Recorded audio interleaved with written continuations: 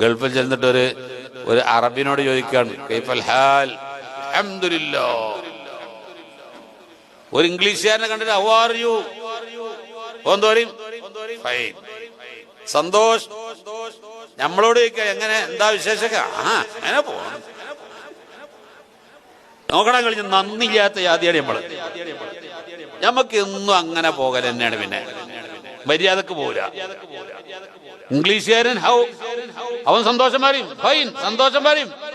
അറബിയാള് പറയും അൽഹംദുലില്ലാഹ്. പട്ടിണിയോട് പട്ടിണി കിടന്നാലും അൽഹംദുലില്ലാഹ്. ഈ നന്ദി രാവിലെ എഴുന്നേറ്റിട്ട് ബാത്റൂമിൽ പോയി സുഖമായി മൂത്രമൊഴിച്ച് റാഹത്തായിട്ട് വയറിന് വല്ലാത്തൊരു ആശ്വാസം.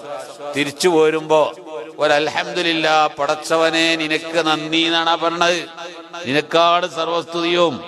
ഒരു ടാങ്ക്സ് ആണ് ഈ മൂത്രമൊഴിക്കാൻ സൗകര്യം ചെയ്തിരുന്ന റബ്ബിന് ഒരു ടാങ്ക്സ് പറയാൻ. നന്ദി കെട്ടവരല്ലേ നമ്മള്. ഭക്ഷണം കഴിച്ചു കഴിഞ്ഞാൽ അൽഹംദുലില്ലാഹ് പറയണം. എങ്ങനെ സോക്കട വരാതിരിക്കുക? തിന്നിട്ട് സോക്കട. പട്ടിണി കിടന്നിട്ട് രോഗമുള്ള ആരാ പെടുള്ളത്?